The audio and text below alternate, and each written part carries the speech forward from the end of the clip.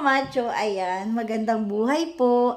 Bali, share ko lang, 1 month na ako na nagda-drive dito sa papuntang Dasma, ayan, paron parini ako. Kasi nga, naghahatid sundo ako sa anak ko. Share ko lang sa inyo na natutuwa naman ako at salamat sa Panginoon kasi yun nga, salamat sa laging paggabay kasi pag tayo ay nasa daan, ayan, paglabas pa lang, Diyos ko, nandyan na talaga yung talagang dapat mag-ingat. Grabe, kasi hindi ka nag-iisang sasakyan sa mundo. Sobrang dami. Ayan, mayaman ang Pilipinas kasi talagang napupuno na minsan yung mga kalsada.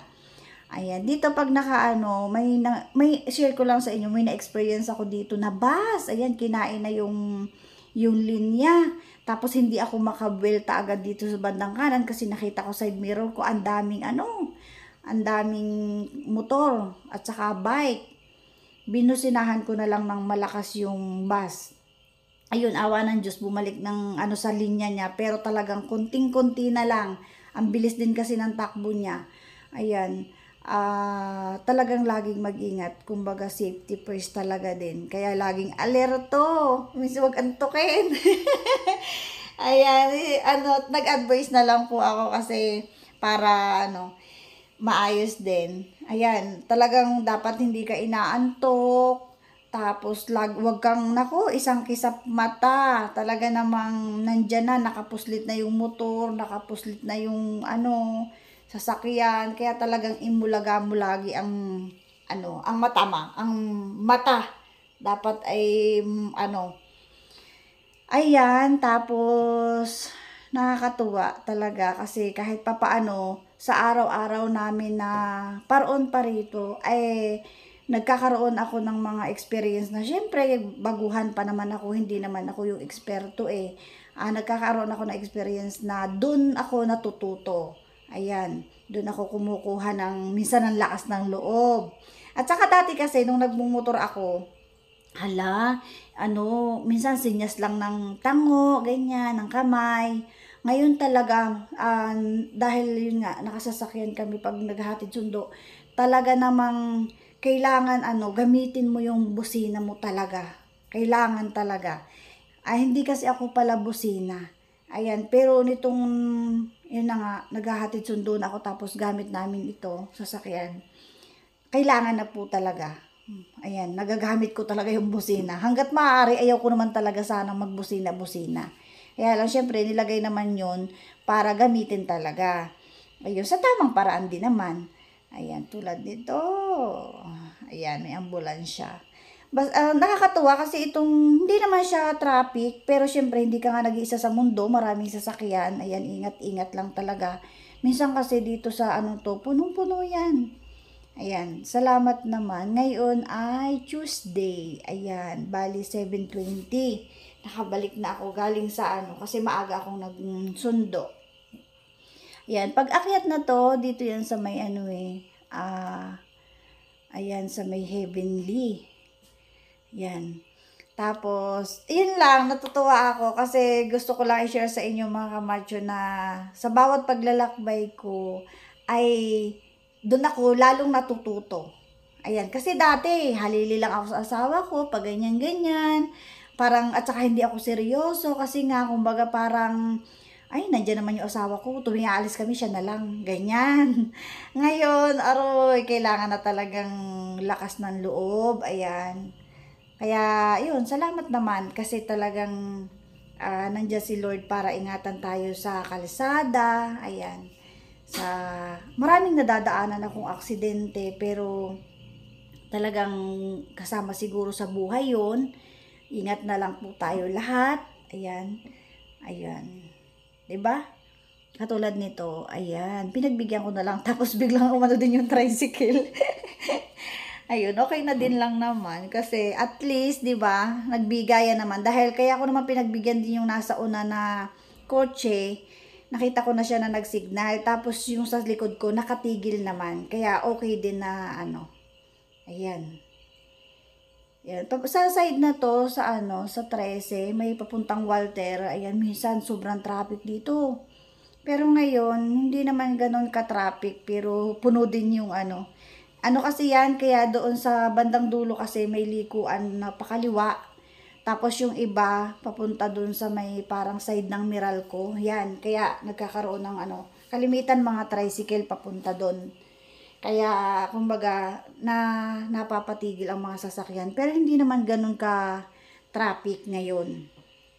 Nagkakaroon lang siguro ng yan, ganyan. Bigayan.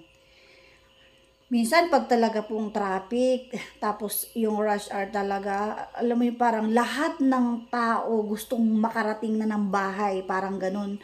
Parang yung mga busina, mga ilaw, yung placer, yan, gumagana yan. Lalo pag gabi, Diyos ko, talaga naman parang kita mo, nagkakidlat-kidlata na yung mga kasi yung iba, hindi busina ang ginagamit, placer ang ginagamit. Ayan, doon talaga makaka-experience ng mga Buti na lang din kami, inaabot lang kami din minsan ng gabi, mga banda dito sa 13 na din, nang medyo madilim na.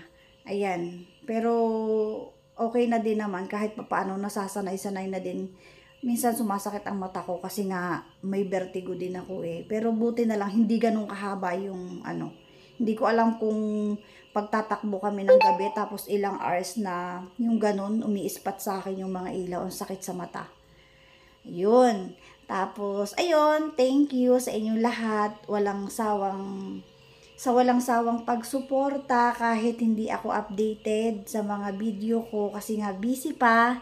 Sa mga susunod na araw, ayan, siguro kapag nakapag-vlog ako ng maayos, i-share ko din sa inyo ulit. Ayan, para madagdagan naman yung video. At saka yung dollars ko. Ayan, thank you nga pala kasi parang, ba't yun? Kunti na lang sa sahod ako, parang nabawasan na naman. Pero, kunting usad na lang. Ayan. 'Di ba? Ito sa Walter. Ang kalaban mo naman dito, ayan, mga motor. Kaya laging tumitingin ako side by side ng mirror kasi nga sumisingit-singit sila tapos pag ito binusinahan ko kasi alangan ako sorry. Ayan, minsan may time po talaga na ganon na kailangan magbigay at minsan kailangan din gamitan mo na din ng warning para kahit papaano warning tuloy. Para maano din sila. Ayan, nandun ka na Ayan, di mo, wala na, hindi na ganun ka-traffic. Sabi ko sa inyo 7:24 ng umaga, Tuesday, August 19 po. Ayan. Thank you mga kamacho talaga. Sobrang nagpapasalamat ako sa lahat ng nanonood. At pag may time ako, ayan, mag-comment lang kayo dito para mapuntahan ko din kayo sa sa inyong mga kanya-kanyang tahanan. Sorry, ganun.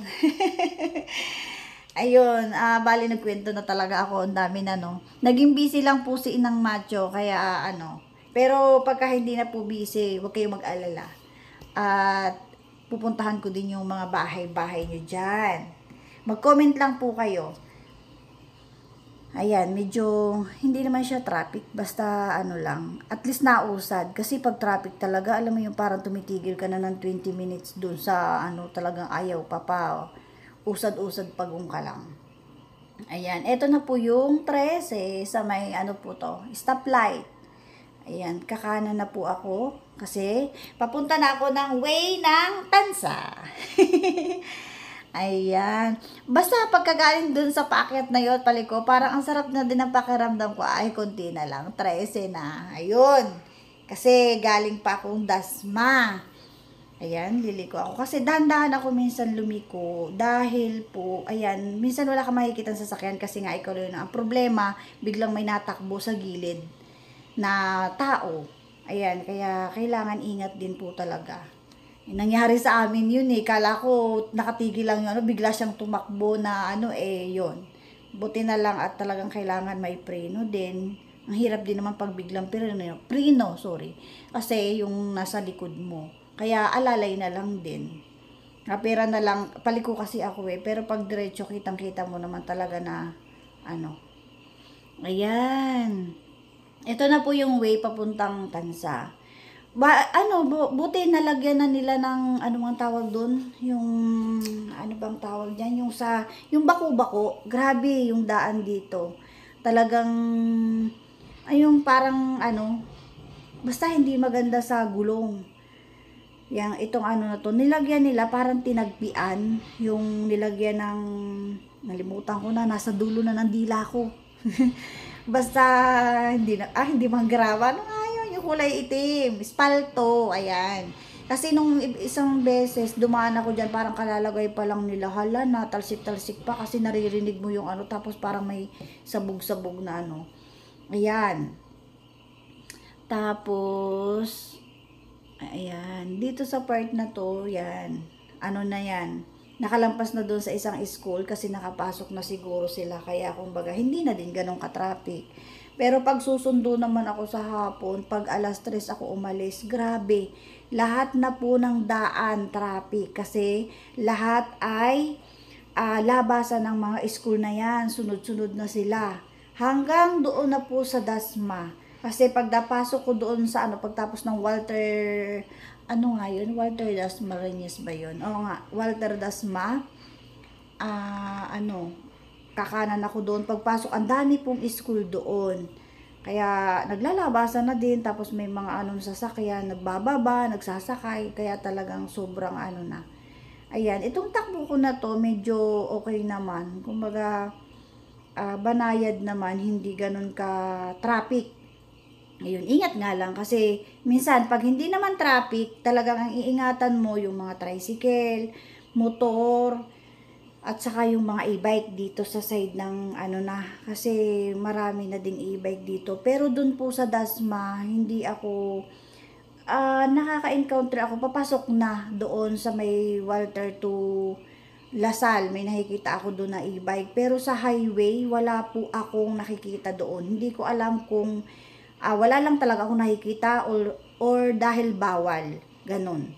Pero dito, simula sa pag-akyat na yon hanggang sa yun, nakakakita ako. Tsaka yan, lalo na dito yung 13 to Tansana, yun na, sobrang dami po ng mga e-bike. Na minsan hindi naman sa nilalahat ko kasi pare-parehas naman tayong gumagamit sa daan.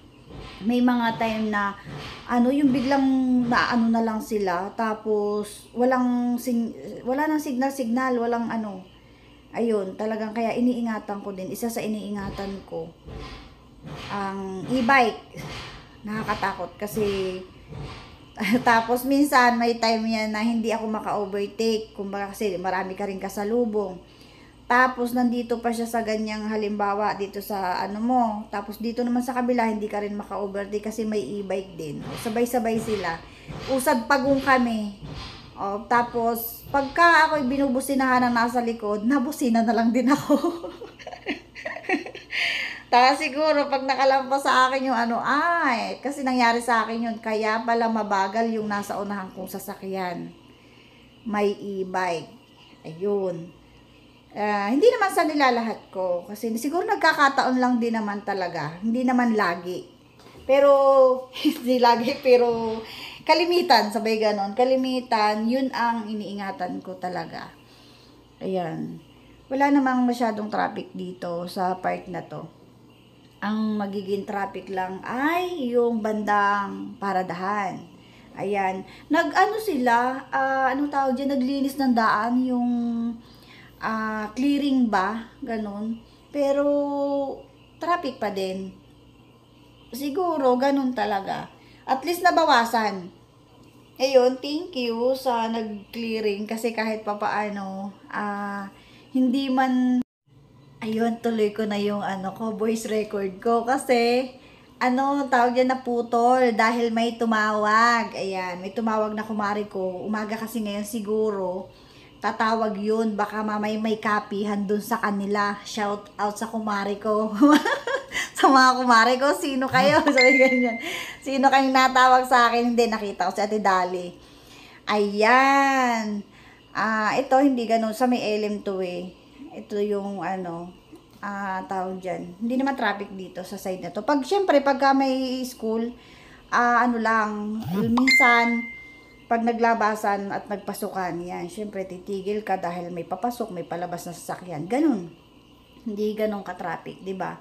Ang sarap ng gantong takbo. Hindi ka nagmamadali, pero at least ano lang, ano nga tawag dyan, chill-chill ka lang. Sabay ganun, chill-chill lang. Ayun, so, ayun, basta mga kamacho, thank you po talaga. Hindi ako nagsasawa din na magpasalamat sa inyo. Ayan, ingat po kayo palagi. Mahaba tong video ka na to. Trinay ko na ano. Yun nga, hindi ko kasi na-download yung hanggang dun sa bahay. Ayun, sa susunod po kasi natigil na ipinatay ko na yung sasakyan. Tapos hindi ko na ano. Pero pwede naman yun, kaya lang tinamad na ako. Siguro sa mga susunod, ayan, update ko kayo. Bali, isang buwan na, ayan. Talagang dito ako natuto ng bongga. Kasi nga po, seryoso na ako mag-drive. Hindi katulad noon na, yan, pahalili lang ako ng konting oras sa asawa ko. Ako ang magpapark doon ng konti. Yung mga ganong, ano, yan. Pero ang ngayon, talaga namang everyday. Minsan everyday, minsan naman pag walang pasok, may araw silang walang pasok. Kaya, yun, pahinga ng kaunti ang paa. Diyos ko, pag traffic, grabe mga kamacho, talagang doon, simula pa lang doon sa Dasma, talagang yung tuhod ko halos hindi ko maibaba. Yung parang maikilo, di ba nakakilo? Yung parang lagi mo, hindi ko mailakad. Ayan. Puro ambulansya. Sana makarating ng maayos. Ang mga sakay ay para ligtas. Ayan. Sobrang bibilis po talaga ng ambulansya kasi kaya pag may narinig ako niyan, alerto na ako kung nasaan siya para kahit papaano, ayun, makahanda na ako kung makagilid ako. Pero syempre, hindi naman ako basta agad-agad dinagilid kasi nga, minsan syempre, meron ka sa gilid ng mga motor, bumuslit, ayan, delikado. Dito, sa sa gabi, ayan, sobrang traffic dito. Dito kami inaabot ng traffic talaga. Kasi meron pong dito sa gilid, parang may tent na nakalagay kasi nga parang may yata, may patay. Ayun, so mga kamacho, malapit na matapos ang video. So may trade po ito. Thank you. Bye-bye. Ingat po kayo. Bye.